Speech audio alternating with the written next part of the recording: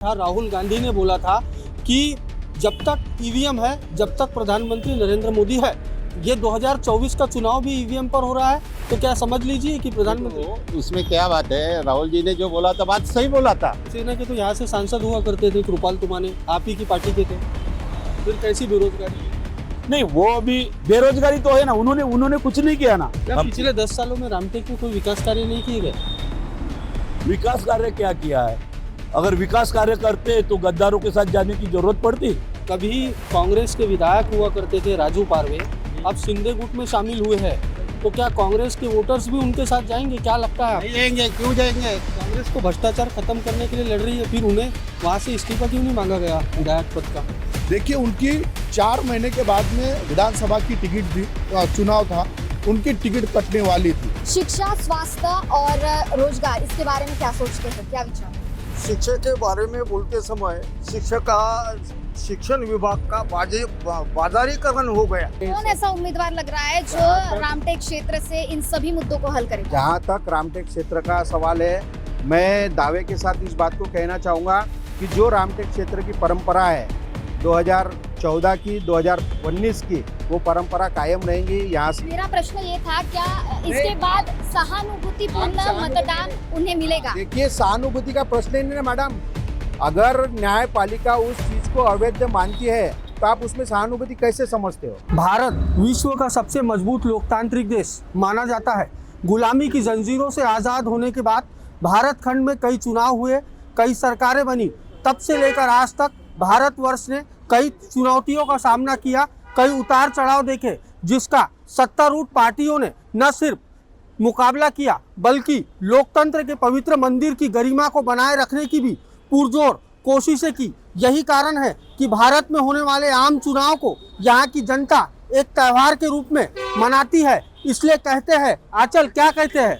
इसलिए कहते हैं कि जब भी गरीबों के थाली में पुलाव आया, सभी ने यही सोचा कि चुनाव आया। नमस्कार, महान्यूज 7 की खास पेशकश, चुनावी रणभेरी तैयार, योद्धा का इंतजार। इस खास कार्यक्रम में आपका स्वागत है। इस वक्त हम खड़े हैं रामटेक लोकसभा क्षेत्र के अंतर्गत आने वाले वाड़ी परिसर में, जहां हमारे साथ अलग अलग पार्टियों का प्रतिनिधित्व करने वाले अनेक पदाधिकारी और नेता यहां मौजूद हैं, जिनसे हम बात करेंगे और जानने की कोशिश करेंगे कि आखिर उनके मन के भीतर में क्या चल रहा है।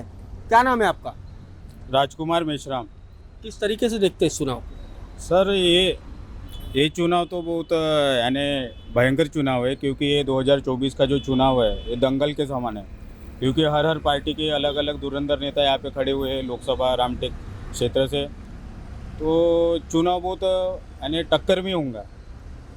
अलग टक्कर होंगी। किन मुद्दों को लेकर चुनावी मैदान में उतरे? चुनावी मुद्दों में यही है कि बेरोजगारी, महंगाई, भ्रष्टाचार और बहुत सारी ऐसी यानी प्रॉब्लम है। एजुकेशन के बारे में प्रॉब्लम है, बहुत समस्या के बारे में प्रॉब्लम है। आप कौन सी पार्टी से? मैं तो वोट देता सर, पार्टी से रिलेशन नहीं रखता मैं। जो मेरा मतदान का अधिकार है, मैं वो उस तारीख को वोटिंग करता। क्या देखकर वोट करते? मैं आदमी देख के वोटिंग करता है कि जो आदमी सच में अपने वार्ड में या अपने एरिया में डेवलप करता है, ये यानी सुविधा देता, लोगों की समस्या प्रॉब्लम है वो हैंडल करता, सॉल्व करता, उस आदमी को देख के हम वोटिंग करते। ऐसी बात है। इस बार क्या देखकर वोटिंग करने वाले? इस बार वही देख के वोटिंग करेंगे कि वो कौन सा आदमी अच्छा है। वो आदमी अच्छा होगा तो उसको वोटिंग करेंगे, जो लोगों की प्रॉब्लम सॉल्व करता है, समस्या सॉल्व करता है, महंगाई की, बेरोजगारी की जो गंभीर समस्या है, वो समस्या सॉल्व होंगी तभी तो लोग वोटिंग करेंगे ना सर। ऐसी बात है। और भी कुछ लोग हमारे साथ यहाँ मौजूद हैं, उनसे बात करेंगे कि इस लोकसभा चुनाव को लेकर उनके मन में क्या चल रहा है। इस वक्त उद्धव बाला साहब ठाकरे गुट के पदाधिकारी हमारे साथ मौजूद है। क्या नाम है? मैं इस शहर का शहर प्रमुख हूँ, मधु मानके पाटिल। किस तरीके से देखते हैं इस चुनाव? ये चुनाव तो इस साल का जनता के मन में जो चल रहा है उसकी बात होनी चाहिए। 2014 में 2 करोड़ रोजगार देने की गारंटी हुई थी। 2024 आया है। मैं जिस क्षेत्र में रहता हूँ, यहाँ बड़ी एक इंडस्ट्रियल एरिया है, हिंगना वाड़ी औद्योगिक क्षेत्र करके, करीबन 70% जो फैक्ट्रियाँ है बड़ी बड़ी वो यहाँ से चली गई है। यहाँ का रोजगार गया है। 2 करोड़ रोजगार तो मिला ही नहीं है, लेकिन रोजगार खत्म हुआ है, रोजगार देना खत्म हुआ। उसके बाद मुझे 15 लाख देने का वादा, वो भी एक गारंटी थी, वो भी जुमला साबित हुआ। मेरे अभी तक जो खाते हैं वो खाली पड़े हैं। इस शहर की बहुत बड़ी समस्या है। इस शहर में 57,000 मतदाता है। रामटेक लोकसभा क्षेत्र का मतदाता के अनुसार सबसे बड़ा शहर है ये शहर डिसाइड करेगा कि अभी संविधान बचाने के लिए लोग वोट करते हैं या फिर जिनको संविधान नहीं चाहिए उनके लिए वोट करते हैं। ज़्यादातर हमारा जो कांटेक्ट हुआ है, लोग संविधान बचाने के लिए ही मतदान कर रहे हैं। जैसे कि देखा जाता है, यहाँ जो हमारे उम्मीदवार थे कांग्रेस के, उनकी एक दिन में टिकट काटी गई, मतलब कोर्ट में जाके उनका मोदी जी तो कहते हैं कि संविधान सुरक्षित है, संविधान पवित्र है उनके लिए। इस देश के लिए ये संविधान ही पवित्र है। झूठ बोल के संविधान बदलने वालों को अभी देश माफ नहीं करेगा। जनता रास्ते पे है, हम देख रहे हैं। संविधान बचाना ये हमारा कर्तव्य है और संविधान उनको नहीं चाहिए, ये साबित उन्होंने कर दिया। अभी कर्नाटका में उनका एक जो नेता है, उन्होंने बोल दिया है कि अगर हम 400 पार हो गए तो हमको संविधान बदलना है। 400 पार मतलब संविधान बदल नहीं है। अब 400 पार तक तो ये जाना नहीं है। हम गारंटी से कहते हैं कि 400 पार ये जाना नहीं है। यहाँ संविधान बचेगा। डॉक्टर बाबा साहब आम्बेडकर का विचारों की सराहना होगी। यहाँ बाबा साहब ने दी हुई जीवन पद्धति हम उसकी अमलबजावनी करेंगे। भाजपा तो कहती है संविधान में हमारी आत्मा है। कहने के बराबर है ना, है वो दिखावा है। अगर ऐसा होता तो इतनी बड़ी ईडी, सीडी, सीबीआई कार्यरत क्यों होती? अगर संविधान में आत्मा है तो संविधान ने उन्होंने बोला नहीं है ना। संविधान ये सब करने के लिए बोला नहीं। एक के लिए एक अलग कानून, एक के लिए अलग कानून, ऐसा तो नहीं होता है। सत्ताधारियों के लिए स्पेशल कानून। उधर अगर सत्ताधारियों के पास में गए तो दूध से धोए जाते हैं, वॉशिंग मशीन पाउडर में क्लीन हो जाते हैं, उनके सभी भ्रष्टाचार लिप्त हो जाते हैं, उनको कोई ये नहीं। और बचे जो जनता है वो तो त्रस्त है, उनके जेब खाली है, उनके सर में अलग अलग विचार भरे हुए, वो तो इंतजार कर रहे हैं 19 अप्रैल का, कब 19 अप्रैल आती है और कब इनको रास्ते पे लाते हैं। ये बताइए 2019 के चुनाव की यदि हम बात करें तो शिवसेना एक खुद हुआ करती थी, अब शिवसेना में 2 फाड़ है। कृपाल तुमाने यहाँ से सांसद हुआ करते थे रामटेक लोकसभा क्षेत्र के, अब 2 फाड़ हो चुकी है। कृपाल तुमाने मैदान में नहीं है, राजू पारवे को चुनावी मैदान में उतारा गया। कितना असर पड़ेगा, क्या लगता है? कांग्रेस से शिंदे गुट में शामिल हुए हो, क्या लगता है? मैं तो इस बात का पहले खंडन करूंगा कि शिवसेना के कोई 2 फाड़ हुए नहीं। शिवसेना के जो कार्यकर्ता है, जिसके बलबूते पर शिवसेना का इतना बड़ा पेड़ खड़ा है, वो सब उद्धव बाला साहब ठाकरे जी और मातोश्री के साथ है। और जो गए हैं वो नेता, जितने भी नेता गए उन पे ईडी, सीडी, भ्रष्टाचार के आरोप लगे हैं, वो स्वच्छ होने के गए। हमारी उनको शुभेच्छा है। और महाराष्ट्र में 13 में से 8 लोगों की टिकट भी काट दी है उन्होंने। और जो चल रहा है आपके न्यूज़ चैनल को मालूम है। मुझे यह लगता है कि शिव सैनिक हमारे पास है, उद्धव बाला साहब ठाकरे जी के पास है, और वो इस बार ईमाने इतबारे कांग्रेस का प्रचार करेंगे, राष्ट्रवादी का प्रचार करेंगे और सब महाविकास आघाड़ी के साथ है। क्या कहना चाहोगे? लोकल यदि मुद्दों की हम बात करें तो रामटेक में किन मुद्दों को लेकर जनता के बीच जा रहे हो आप? मैं तो ये कहूँगा कि हाँ, सबसे बड़ी समस्या है बेरोजगारी। इतना बेरोजगार है। ये वाड़ी इलाका जो है, यहाँ ये ट्रांसपोर्ट का हब माना जाता है। इंडस्ट्रियल एरिया बंद होने की वजह से करीबन 70% जो इंडस्ट्री बंद होगी, उसके वजह से वहाँ जो कामगार काम करते थे। शिवसेना के तो यहाँ से सांसद हुआ करते थे कृपाल तुमाने, आप ही की पार्टी के थे, फिर कैसी बेरोजगारी की? नहीं, वो अभी बेरोजगारी तो है ना, उन्होंने कुछ नहीं किया ना। हमको मालूम है उन्होंने कुछ नहीं किया, इसीलिए तो उनको उधर जाकर टिकट नहीं मिला। अगर कुछ किया होता तो उन पे ये नौबत आती नहीं ना। तो इसलिए जो जनता के लिए काम नहीं करता, चाहे शिवसेना का हो या फिर कांग्रेस का हो या भाजपा का हो, उनको जनता नकारती है। और आज उनको नकार दिया है। उद्धव बाला साहब ठाकरे जी को नकारा नहीं है, जो गद्दार है उनको नकार दिया है जनता ने। और भी कुछ लोग हमारे साथ यहाँ मौजूद हैं, हम उनसे बात करेंगे और जानने की कोशिश करेंगे। क्या नाम है आपका? मैं शिवसेना का तालुका अध्यक्ष संजय अनासानी हूँ और आपके माध्यम से यहाँ बात कर रहा हूँ। किन मुद्दों को लेकर चुनावी मैदान में उतरे, क्या लगता है? रामटेक लोकसभा क्षेत्र की यदि बात करें तो सीधा मुकाबला श्याम बर्वे और राजू पारवे के बीच में है। किस तरीके की टक्कर रहेंगी, क्या लगता है आपको? मुकाबला ही नहीं है, वन साइड कांग्रेस चुन के आ रही है यहाँ से, और किसी मुकाबले की हमको अपेक्षा भी नहीं है। जो गया है वो भी गद्दार है जो हमारे खिलाफ खड़ा है। और यहाँ मुद्दे मेन है बेरोजगारी, महंगाई और जो यहाँ पे ट्रांसपोर्ट का हब है, यहाँ ट्रांसपोर्ट ख़त्म हो गया, फैक्ट्रियाँ बंद पड़ी है, कंपनियाँ बंद पड़ी है, युवाओं को रोज़गार नहीं है, कोई काम धंधे नहीं है। और जो विकास बोल रहा है, विकास भी आधा अधूरा है। विकास तो जब अंग्रेज छोड़ के गए थे तब तो यहाँ पे चलने के लिए पैदल रास्ते भी नहीं थे। तो 70 साल में कांग्रेस ने जो बनाया उसी को बेचा जा रहा है, उसी के भरोसे वो बेच के अब अपने इंडिया को ख़त्म करने का काम ये भाजपा सरकार कर रही है। और लोगों को सिर्फ जुमले बना रही है, लोगों में दहशत फैला रही है कि हिंदुत्व हिंदुत्व हिंदुत्व। जब 70 साल से कांग्रेस थी तब हिंदू खतरे में नहीं था, 150 साल अंग्रेजों ने राज किया तब हिंदू खतरे में नहीं था, 1000 साल मुसलमानों ने इस देश पे राज्य किया तब हिंदू खतरे में नहीं था। अब ये 10 साल में हिंदू खतरे में आया। हिंदू लोग जाग जाओ, मैं हिंदुस्तान का हिंदू हूँ, मैं बाला साहब का हिंदू हूँ, मैं भाजपा का हिंदू नहीं हूँ, इसलिए मैं खतरे में नहीं हूँ। अगर भाजपा का हिंदू है तो वो खतरे में है, हिंदुस्तान का हिंदू कोई भी खतरे में नहीं है। ये देश जुमलों से नहीं चलता। जो जो वादे बीजेपी सरकार ने किए थे उसमें से एक भी वादा उन्होंने पूरा किया नहीं, रोजगार मिला नहीं। आज 70 से 80% युवा इंजीनियरिंग, डॉक्टर ऐसे बड़े बड़े पदवी लेके आज बेरोजगार है। जिन बच्चों ने करोड़ों लाखों रुपए खर्चा पढ़ाई पे लगाया है, आज वो बच्चे बेरोजगार घर में बैठे हैं। माँ बाप ने लाखों रुपए लगा के उनका पढ़ाई किया, फुकट में कहीं पे भी पढ़ाई नहीं होती। जो आज बताया जा रहा है कि शिक्षा दे रहे हैं, बेटी बचाओ, ये सब झूठे जुमले हैं। और लोग जागरूक हो गए हैं, मतदार जागरूक हो गए हैं। मतदारों को सब समझता है कि ये सरकार बोलती क्या है, करती क्या है। इसलिए मतदार इस बार बीजेपी को नाकार देंगी। यहाँ से चुन के सिर्फ पंजा और पंजा आएगा। और हम महाविकास आघाड़ी की तरफ से हम सभी लोग इकट्ठा प्रचार कर रहे हैं। आज ऐसी नौबत है कि यहाँ पे शिवसेना का एक भी कार्यकर्ता बीजेपी के प्रचार में नहीं है। उनका बीजेपी वालों को धनुष्यबाण लोगों के घर में लेके जाके बताना पड़ रहा है कि ये हमारा उम्मीदवार है। इतनी बेकार कंडीशन इन लोगों पे आई है जो आज तक हमने किसी भी लोकसभा में या किसी भी प्रचार में हमने देखी नहीं। हम पिछले 10 सालों में रामटेक में कोई विकास कार्य नहीं किए गए। विकास कार्य क्या किया है? अगर विकास कार्य करते तो गद्दारों के साथ जाने की जरूरत पड़ती? नहीं पड़ती। विकास कार्य करते तो कार्यकर्ता छोड़ देते? नहीं छोड़ते।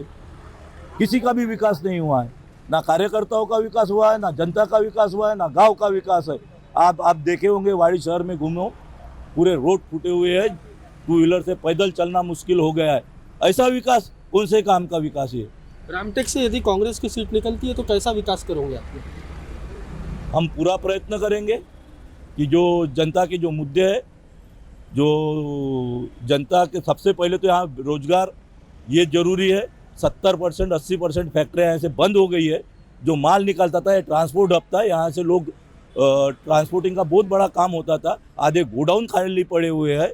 ज़्यादा से ज़्यादा कंपनियाँ चालू हो जाए। अगर रोजगार मिले तो विकास होगा। अगर रोजगार ही नहीं मिले, भूखे पेट कोई विकास नहीं होता है। और यहाँ की जनता आज इतनी बेहाल है कि लोगों के मन में क्या है वो 19 तारीख को ही बताएंगे। ऐसा कोई बताता नहीं है। मोदी के खिलाफ बोलना, बीजेपी के खिलाफ बोलना बोले तो आज ऐसी कंडीशन है कि तुम्हारे ऊपर कोई अगर आड़ा टेढ़ा थोड़ा भी कुछ होगा तो तुम्हारे ऊपर सीधे ही पुलिस कार्रवाई होती है। हम तो सच्चा प्रतिमा के लोग हैं, हमारे ऊपर क्या कार्रवाई करना है कर लीजिए, हम तो आज ही बोलते हैं।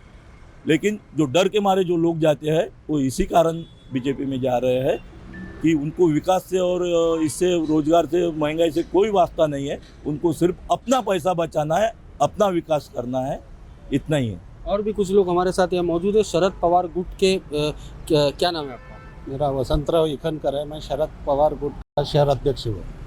वसंतराव जी, ये बताइए किन मुद्दों को लेकर जनता तक आप जा रहे हैं?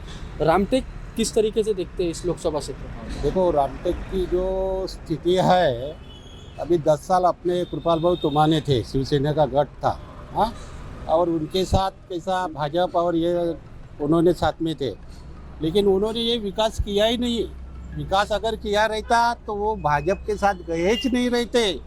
विकास नहीं किया, उनको मालूम है कि भाजपा के साथ बिगर मेरे को चारा ही नहीं है। और ऐसे गद्दार के साथ जाना और बाला साहेब को छोड़ के जाना, या वो सेने के लिए बहुत बड़ी बात है। अब ये बताइए आप कभी कांग्रेस के विधायक हुआ करते थे राजू पारवे, अब शिंदे गुट में शामिल हुए हैं, तो क्या कांग्रेस के वोटर्स भी उनके साथ जाएंगे, क्या लगता है? नहीं जाएंगे, क्यों जाएंगे? कांग्रेस का गढ़ है। अभी कांग्रेस देखो, भाजपा के पास कैंडिडेट ही नहीं था एक्चुअल। अगर उनके पास कैंडिडेट रहता तो वो कांग्रेस का कैंडिडेट क्यों लेता था? देने कुछ नहीं होना था, उनके पास तो आदमी थे ना, उनके पास मालूम है ये कांग्रेस का गढ़ है। कांग्रेस यहाँ पे और लोगों के जो मतदार है ये पूरा बदल गया है। ये कांग्रेस का गढ़ है या शिवसेना का गढ़ है रामटेक? ये शिवसेना का गढ़ था, लेकिन अभी हमारी महाआघाड़ी है। महाआघाड़ी में पारवे जी को भाजपा ने टिकट दिया, क्यों दिया? उनके पास आदमी नहीं थे। अभी उनको मालूम है, अभी ये महाआघाड़ी का गढ़ रहते समय उन्होंने राजू पारवे को लिया, तो उनको मालूम है इस बार। पहली बात तो ये है कि हमारी रश्मि ताई की जो उनका जात प्रमाण पत्र ये किया, उसी टाइम उनके पैर की वाड़ू घसर गई, उसी टाइम हमारी सीट जीत के आ गई। इसमें कोई दो मत नहीं है। इसलिए इस बार बहुमत से कांग्रेस की सीट आना है और भाजपा सरकार को यहाँ से हटाना है। मोदी जी आगे में बढ़ेंगे च नहीं। और वो 400 पार जो बोल रहे हैं, 400 पार नहीं है, 200 भी पार नहीं करेंगे। इस बार बहुमत से कांग्रेस की सत्ता बैठेंगी। 101% तो हर गली गली में जाओ, जनता को पूछो। बेरोजगारी है, शेतकरी दस्ता है। कपास का भाव क्या था? उस टाइम 11,000 था, अभी 6,000 मिला है। सोयाबीन का भाव क्या था? 8,000 था, 7,000, अभी 4,000 में है। सब लोग उनसे त्रस्त हो गए। अच्छा, ये बताइए कि भारत जोड़ो न्याय यात्रा का जब समापन हुआ था, तब राहुल जी ने बोला था, राहुल गांधी ने बोला था कि जब तक ईवीएम है, जब तक प्रधानमंत्री नरेंद्र मोदी है। ये 2024 का चुनाव भी ईवीएम पर हो रहा है, तो क्या समझ लीजिए कि प्रधानमंत्री, उसमें क्या बात है? राहुल जी ने जो बोला था बात सही बोला था, लेकिन उसमें कैसा वो एक चिट्ठी निकल जाएंगी अभी वो, और जो अपनी ये है दोनों भी टाली होंगी। उसमें पता लगेगा ये ईवीएम में क्या घोटाला करेंगे, ये अभी अपने को पता लगेगा। इसलिए राहुल जी ने बोला था, इसलिए वो चालू हो गया अभी वो सिस्टम। और भी कुछ लोग हमारे साथ यहाँ मौजूद हैं, हम उनसे बात करेंगे और जानने की कोशिश करेंगे। क्या नाम है आपका? मेरा नाम श्याम मंडपे है, मैं यहाँ का भूतपूर्व नगर सेवक वाड़ी। किन मुद्दों को लेकर आप लोग चुनावी मैदान में उतरे हैं? क्या ऐसे मुद्दे हैं जो जनता के बीच में आप लोग लेकर जा रहे हैं? मुख्य मुद्दा तो ये है कि ये जो लड़ाई है 2024 की, ये लोकशाही और तानाशाही के आमने सामने की लड़ाई है।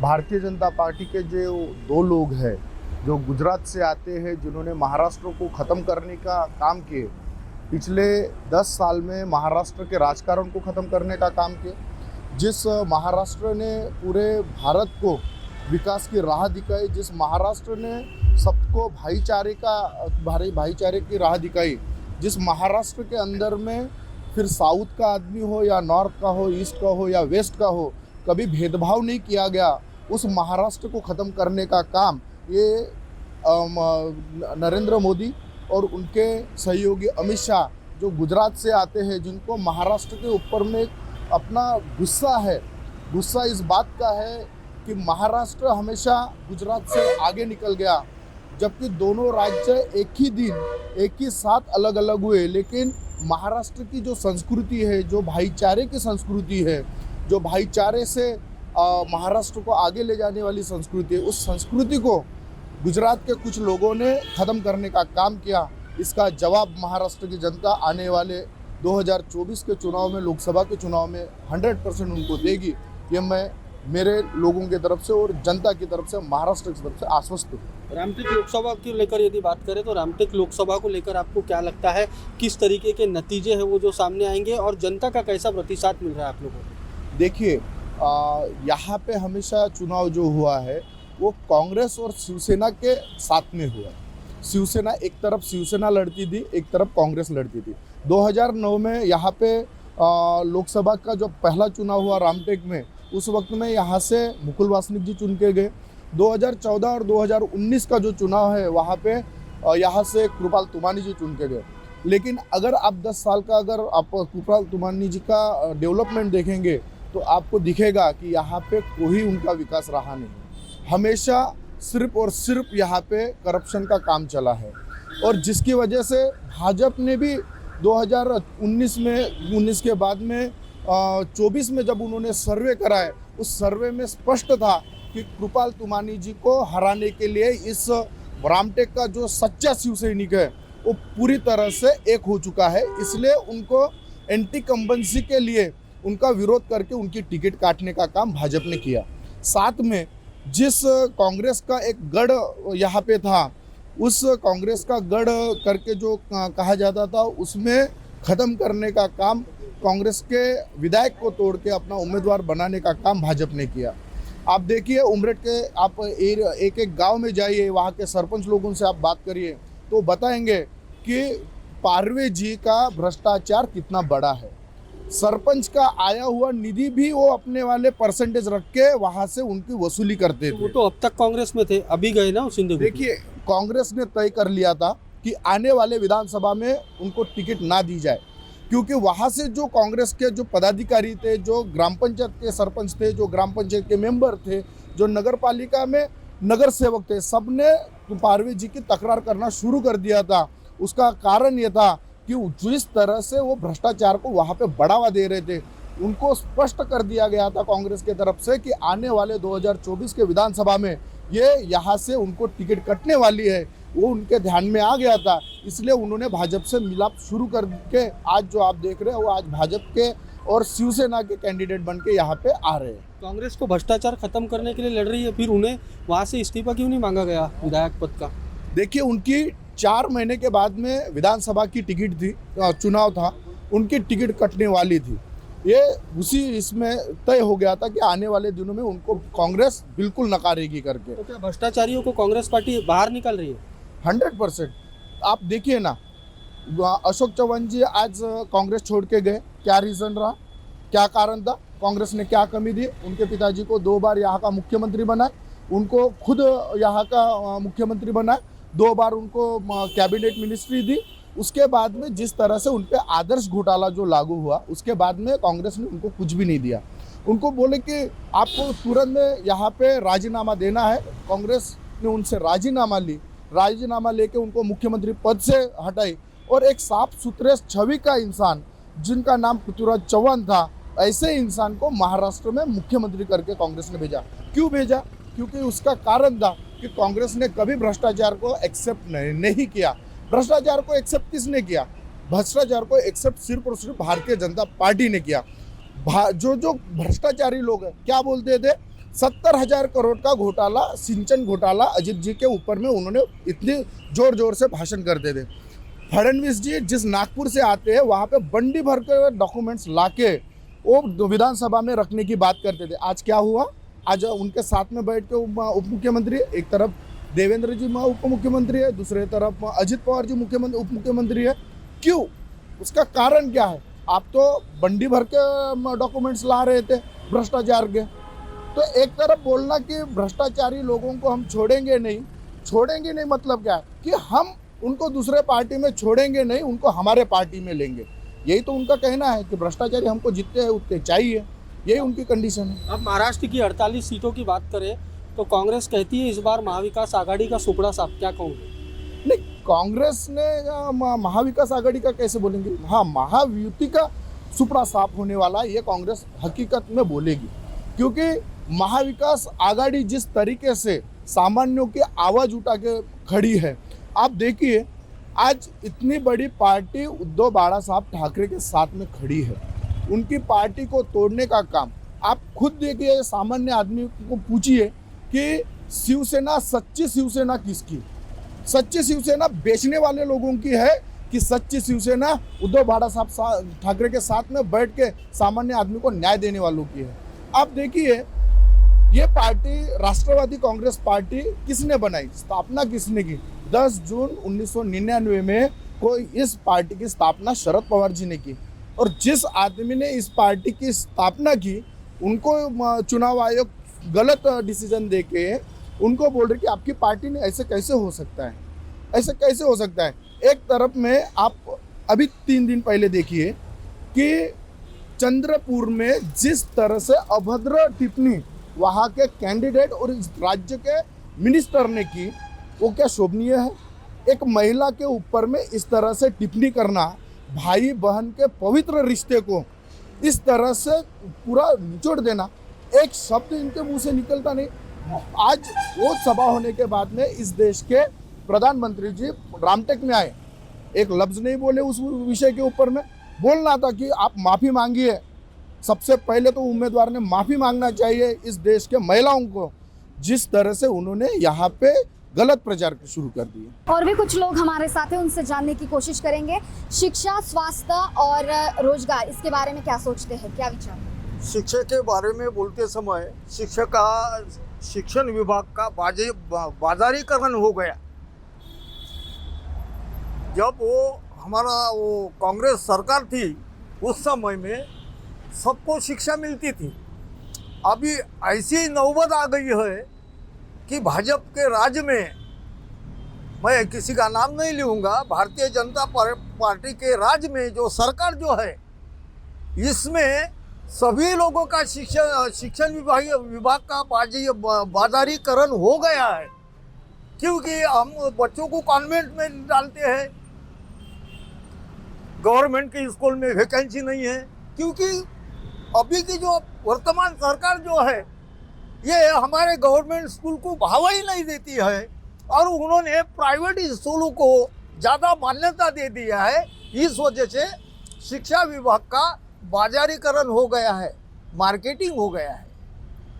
और स्वास्थ्य के विभाग में बोलेंगे तो जो हमारा जो कांग्रेस की सरकार थी उस समय में स्वास्थ्य विभाग बड़ा अच्छा था, और जब से ये भाजपा सरकार आ गई है तब से स्वास्थ्य के बारे में सिर्फ जुमलेबाजी है। 5 लाख का वो योजना है, आरोग्य योजना वगैरह। हम मेडिकल स्वास्थ्य में जाते हैं तो कभी कभी वो कार्ड भी चलते नहीं मोदी साहब जी के। उस समय में सिर्फ कांग्रेस के सरकार के राज में गरीबी रेखा के नीचे में जो लोग आते थे उनका इलाज सरकार के जमाने में अच्छी तरह से होता था। अभी भारतीय जनता पार्टी का जो सरकार जो है, इन्होंने जो कोई योजनाएं चला रही है उसका लाभ गरीब लोगों को, मिडिल वर्ग को बराबर मिल नहीं रहा है, और ज़्यादा तौर पर प्राइवेट निजी हॉस्पिटल को ज़्यादा मान्यता मिल गई है अभी के सरकार में। रोजगार के संबंध में और महंगाई आदि मुद्दों को ध्यान में रखते हैं, क्या कहना चाहिए? लोकसभा करो ना आप। देखिए, जहाँ तक के रोजगार का और महंगाई का संबंध है, पिछले 10 साल के मोदी जी के नेतृत्व के कार्यकाल में महंगाई का दर काफ़ी कम हुआ है। रोजगार काफ़ी बड़े पैमाने पे आदरणीय नितिन गडकरी जी ने मिहान में अनेक कंपनियों को शुरू किया। मिहान में 50,000 से ऊपर रोजगार देने का काम उन्होंने किया। वहाँ पर एम्स का इतना बड़ा दवाखाना शुरू हुआ। स्वास्थ्य संबंधी सेवाओं का अच्छी तरीके से वहाँ पर जो इम्प्लीमेंट हुआ है वो आप सब देख रहे हैं। एम्स के माध्यम से नागपुर शहर को एक आज नई पहचान मिली है, और मिहान में रोजगारों की इतनी ज़्यादा निर्मित हुई है कि आज आईटी सेक्टर, नागपुर का आईटी सेक्टर किसी ज़माने में बेंगलोर और पुणे का नाम होता था, लेकिन आज आईटी सेक्टर में नागपुर का भी तीसरे नंबर पे नाम है। और वो आदरणीय नितिन गडकरी जी का विज़न है, और उन्होंने अपनी तरफ से भरपूर प्रयास किए कि नागपुर शहर को, एक ज़माने में नागपुर शहर को संतरा नगरी के रूप में जाना जाता था, लेकिन आज विश्व के पटल पर आदरणीय नितिन गडकरी जी के नागपुर को की रूप में इसकी पहचान है। उसका कारण ये है कि उन्होंने रोजगार निर्मित, स्वास्थ्य संबंधी सेवाएं, बड़े पैमाने पर पुलों का निर्माण, रोडों का, बाकी जो इंफ्रास्ट्रक्चर निर्माण करने का काम नितिन गडकरी जी के माध्यम से हुआ है वो हम सब देख रहे हैं। आज स्थिति ऐसी है कि वो खुद इस इलेक्शन को नागपुर से लड़ रहे हैं। उनकी जीत निश्चित है, ये विरोधी खुद जानता है। जो हम रामटेक लोकसभा क्षेत्र की बात कर रहे हैं, तो रामटेक लोकसभा क्षेत्र से इन मुद्दों पर क्या बताएंगे? देखिए, रामटेक लोकसभा का जहाँ तक के कौन ऐसा उम्मीदवार लग रहा है जो रामटेक क्षेत्र से इन सभी मुद्दों को हल करेगा? जहाँ तक रामटेक क्षेत्र का सवाल है, मैं दावे के साथ इस बात को कहना चाहूँगा कि जो रामटेक क्षेत्र की परंपरा है 2014 की, 2019 की, वो परंपरा कायम रहेंगी। यहाँ से यूपी के उम्मीदवार राजू पारवे 1 लाख से ज़्यादा वोटों से चुनकर आएंगे, इसका मैं पूरी तरीके से दावा करता हूँ आज यहाँ पर। रामटेक की जनता ने इसके पहले जैसा भारतीय जनता पार्टी, शिवसेना और महायुति का साथ दिया, उसी प्रकार से वो इस बार भी भारी बहुमतों से राजू पारवे जी को, महायुति के उम्मीदवार को विजय बनाएंगे। और आदरणीय नितिन गडकरी जी के नेतृत्व में, आदरणीय देवेंद्र फडणवीस जी के नेतृत्व में इसके पहले भी रामटेक में जो काम हुए हैं वो आगे चलते रहेंगे। जो क्या ऐसा नहीं लगता वहाँ पर रश्मि बर्वे जी का जो उम्मीदवारी का जो काट दिया है, तो उसकी वजह से सहानुभूतिपूर्वक उनको मतदान करेंगे लोग? देखिए, ये जो मुद्दा है, ये मुद्दे पे एक आम आदमी का कुछ भी प्रकार, किसी भी प्रकार की टिप्पणी करना अच्छा नहीं है, क्योंकि कोर्ट का दिया हुआ डिसीजन है, उसके विरोध में या उसके समर्थन में बोलने का अधिकार हमको नहीं है। न्यायपालिका का हम पूरी तरीके से सम्मान करते हैं। न्यायपालिका ने वो निर्णय दिया है और उस निर्णय पर एक आम आदमी का बाइट देना या एक आम आदमी की अपनी राय देना वो कहीं भी न्यायोचित नहीं है। मेरा प्रश्न ये था, क्या इसके बाद सहानुभूतिपूर्ण मतदान उन्हें मिलेगा? देखिए, सहानुभूति का प्रश्न ही नहीं है मैडम। अगर न्यायपालिका उस चीज को अवैध मानती है तो आप उसमें सहानुभूति कैसे समझते हो? अगर न्यायपालिका उनको वापस उनका जाति प्रमाण पत्र बहाल करती है तब हम सहानुभूति और बाकी चीज़ों पे जाएंगे। अभी तो उनका जाति प्रमाण पत्र बहाल हुआ ही नहीं है और अब तो वो इस चुनाव मैदान से बाहर है, तो उसमें सहानुभूति जैसा कोई प्रश्न मुझे नहीं लगता निर्माण होगा। एक और वंचित का जो समर्थन मिला है, किशोर गजभिये पहले कांग्रेस के भी थे, उनका भी कड़ा मुकाबला इसे देखा जा सकता है। इसके पहले उन्होंने भी 4 लाख के ऊपर मत हासिल किए थे, तो क्या लगता है? नहीं, मैं नहीं मानता ना। उन्होंने जब 4 लाख से ऊपर मत हासिल किए थे तब वो कांग्रेस के कैंडिडेट थे। आज वो कांग्रेस के कैंडिडेट नहीं है, वो निर्दलीय कैंडिडेट है। और वंचित ने भी उनको AB फॉर्म देकर के समर्थन नहीं दिया। वंचित ने चुनाव चिन्ह घोषित होने के बाद में उनको अपना समर्थन दिया है, इसीलिए वंचित का भी चुनाव चिन्ह उनके पास नहीं है। अगर वंचित को उनको उम्मीदवार बनाना था तो उन्होंने AB फॉर्म लगाते समय, उनका फॉर्म भरते समय AB फॉर्म लगाना था और उनको उसी समय समर्थन देना था। आज जनता भ्रम में है। किशोर गजभिये जी किस पार्टी से चुनाव लड़ रहे हैं ये आम आदमी को पता नहीं है। आप टीवी माध्यम से, बाकी चैनल से और प्रचार माध्यम से जो लोग जुड़े रहते हैं, केवल उन तक की ये बात मालूम है। आज आप आम आदमी से अगर पूछते हैं कि किशोर गजभिये जी किस पार्टी के उम्मीदवार है, तो वो यही बोलेंगे कि वो निर्दलीय उम्मीदवार है। क्योंकि जो लोग राजनीति से या सोशल चीज़ों से जुड़े होते हैं उसको इसकी जानकारी होती है, आम जनता को इसकी जानकारी नहीं होती। जब तक के किशोर गजभिये जी घर घर जाकर के इस चीज़ का प्रचार करेंगे नहीं, तब तक के ये संभव नहीं है। और आप भी जानते हैं, रामटेक लोकसभा क्षेत्र इतना बड़ा क्षेत्र है कि एक उम्मीदवार के लिए हर घर जाना संभव नहीं है और वो अभी तक तो वाड़ी में पहुंच भी नहीं सके। इलेक्शन को 5 दिन 6 दिन बचे हैं और वाड़ी वंचित का बहुत बड़ा गढ़ है। वंचित के बहुत ज़्यादा मतदाता यहाँ पर है, उसके बावजूद भी अभी तक के उनका कोई भी प्रचार रैली या कोई मीटिंग वगैरह मुझे नहीं लगता यहाँ अभी तक के हुई है। इन मुद्दों को लेकर राजू पारवे आगे बढ़ रहे हैं अभी? नहीं, राजू पारवे तो विकास को आगे लेकर बढ़ रहे हैं ना। राजू पारवे का मुद्दा ही विकास है। और भारतीय जनता पार्टी का जो एजेंडा है, भारतीय जनता पार्टी महायुति का जो एजेंडा है, जो हमारे राष्ट्रीय नेताओं ने जो एजेंडा घोषित किया है, उन्हीं मुद्दों को लेकर के राजू पारवे जी आगे बढ़ रहे हैं। और निश्चित रूप से जैसी परंपरा रामटेक लोकसभा की थी वो परंपरा कायम रहेंगी और वो निश्चित रूप से भारी मतों से यहाँ पर चुन के आएंगे, ऐसा मुझे पूर्ण विश्वास है। आपके यहाँ के जो साथी हैं वो कह रहे हैं कि राजू पारवे भ्रष्टाचारी है, तो क्या बीजेपी सभी भ्रष्टाचारियों को साथ में ले रही है? नहीं, हमारे साथी यानी कौन थे साथी? हमारे विरोधक बोल रहे हैं। लेकिन जो विरोधक बोल रहे हैं, 15 दिन पहले तक के तो पारवे जी उनकी पार्टी के थे ना। 15 दिन पहले राजू पारवे जी कांग्रेस के ही पदाधिकारी थे, वो कांग्रेस के ही आमदार थे। तो जो भ्रष्टाचारी है उनको भाजपा ले रही है साथ। इसका सर्टिफिकेट आप कैसे देंगे? इसका सर्टिफिकेट आप नहीं देंगे, इसका सर्टिफिकेट जनता देंगी। आने वाले 19 तारीख को वोटिंग से इसका सर्टिफिकेट मिलेगा और 6 जून को राजू पारवे जी 1 लाख से ज़्यादा वोटों से चुन के आएंगे, वो उनका सर्टिफिकेट होगा। तब आप उस समय आप मुझसे ये सवाल कीजिए। और भी कुछ लोग हमारे साथ हैं। सांसद के रूप में रामटेक लोकसभा क्षेत्र से किसे पसंद करते हैं? मैं वंचित बहुजन आघाड़ी का उपाध्यक्ष हूँ और मैं वंचित बहुजन आघाड़ी के लिए यहाँ पर पूरे रामटेक लोकसभा में काम कर रहे हैं हम लोग। जहाँ तक की बात रही रामटेक लोकसभा की, तो यहाँ पर जो भूतपूर्व खासदार रह चुके कृपाल जी तुमाने, जिन्होंने 10 साल यहाँ पर रामटेक लोकसभा में बड़ी ताकत से राज किया, लेकिन इस 10 साल में उन्होंने एक भी ऐसा कोई काम नहीं किया जाके हम लोग बता सके कि शिवसेना के कृपाल जी तुमाने ने यहाँ पर काम किया है। और दूसरी बात रही कांग्रेस की, तो कांग्रेस अपने स्थानिक लेवल के जो नेता हैं उन्हीं में खाटछेट चल रही है।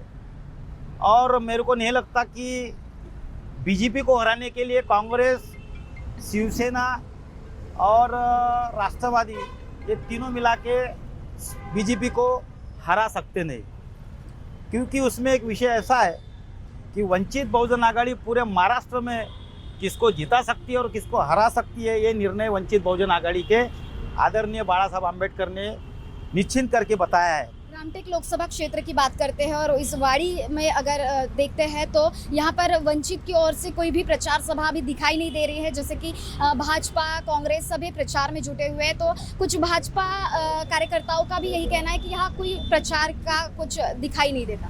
देखो, वंचित की मूवमेंट ये ग्राउंड लेवल की मूवमेंट है। हम लोगों को ज़्यादा दिखावा ना करते हुए डोर टू डोर हम लोग घर पे लोगों के पहुँच रहे हैं। और जहाँ तक कि किशोर गजभिये साहब ने 4 लाख वोट लिए थे कांग्रेस के पक्ष जो उम्मीदवार जब थे, तो हमारे लिए उनको सिर्फ 1.5 लाख वोट जमा करना है। और 60% वोटिंग होती है रामटेक लोकसभा में। जाके मिडिल क्लास के लोग, गरीब लोग वोटिंग के लिए निकलते नहीं है, तो हम उस परसेंटेज को और बढ़ाने की कोशिश करेंगे। और निश्चिंत ही इस रामटेक लोकसभा में वंचित के उम्मीदवार किशोर जी गजभिये ही जीतेंगे, ये हमको परिपूर्ण लोगों से माहिती मिली है। क्या कारण है कि बाबा साहब को मानने वाले लोग एक साथ क्यों नहीं आते? कहने का मतलब ये ऐसा है कि बाबा साहब के लोग एक साथ क्यों नहीं आ रहे। कहीं ना कहीं वो लोग कोई पक्ष से जुड़े हुए हैं, कोई ना कोई वो अपने पारिवारिक समस्या से उनके साथ जुड़े हुए हैं। लोगों के पास में ऑप्शन नहीं है, इसीलिए हमारे कुछ समाज के जो लोग हैं, कोई कांग्रेस में है, कोई राष्ट्रवादी में है, कोई शिवसेना में है, कोई बीजेपी में है, मेरे को लग रहा सिर्फ उनके परिवार को चलाने के लिए वो उनके पक्ष में है। जनता उनके साथ में नहीं है, जनता आम आदमी के साथ में और पढ़े लिखे के साथ में है। इस लोकसभा में रामटेक में सबसे ज़्यादा पढ़े लिखे उम्मीदवार एक किशोर साहब गजभिये जी है, जे हमारे शहर में, हमारे इस महाराष्ट्र में कलेक्टर रह चुके हैं। और इनके इतनी पढ़ाई है कि मेरे को लगता है कि सांसद में पढ़े लिखे नेता की बहुत ज़रूरत है। और बात रही हमारी वंचित की, हम आए ना आए, लेकिन वंचित आपको इस महाराष्ट्र में बहुत बड़ा प्रभाव करके दिखाएंगे। एक बीएसपी का गमछा पहने हमारे साथ एक व्यक्ति है, उनसे जानेंगे रामटेक लोकसभा क्षेत्र से बीएसपी को कितने वोटों तक वो हासिल कर सकती है, क्या उसकी स्थिति बन सकती है? देखो, मैं बहुजन समाज पार्टी वाड़ी शहर का अध्यक्ष हूँ और मेरा यहाँ तक मानना है कि बहुजन समाज पार्टी महापुरुषों के विचारधारों पे चलने वाली पार्टी है।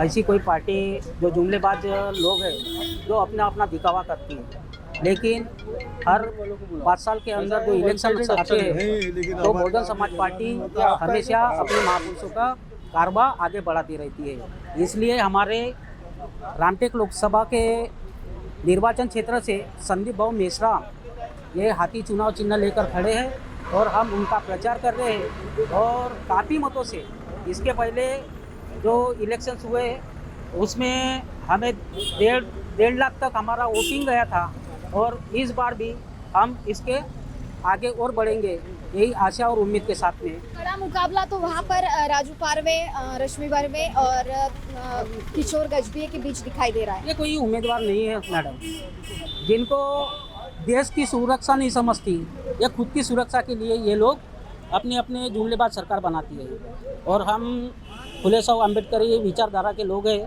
तो हम बीएसपी को ही चुन के लाएंगे। तो चुनावी रणभेरी तैयार, योद्धा का इंतजार। इस प्रोग्राम के माध्यम से हमने रामटेक लोकसभा क्षेत्र का और देश के भी इस लोकसभा जो 2024 का चुनावी सत्र चल रहा है उसके बारे में जानने का प्रयास किया और लोगों के माध्यम से जाना कि वो किन्हें पसंद करते हैं। हमें अलग अलग पार्टियों के पदाधिकारी, कार्यकर्ता मिले जिन्होंने अपने अपने पार्टी के जो विकास के मुद्दे हैं वो रखे। तो इस कार्यक्रम में यही रुकते हैं। महान्यूज़ 7 के लिए कैमरा पर्सन राजीव जंगीटवार के साथ आंचल लोखंडे, नागपुर। सबसे अलग दिखेगी आपकी पसंद कृष्णा मेंस, इंडियन हो या इंडो वेस्टर्न स्टाइल में अलग, कृष्णा मेंस हमसे सस्ता कोई ना बेचे। दूल्हे राजा की पसंद कृष्णा मेंस। हमारे यहाँ कोट पैंट, कुर्ता पैजामा, जैकेट, शेरवानी, शर्ट, जीन्स सब कुछ एक ही छत के नीचे। कोट पैंट 3050 से लेकर 20,000 तक, कुर्ता पैजामा 500 से लेकर 2000 तक।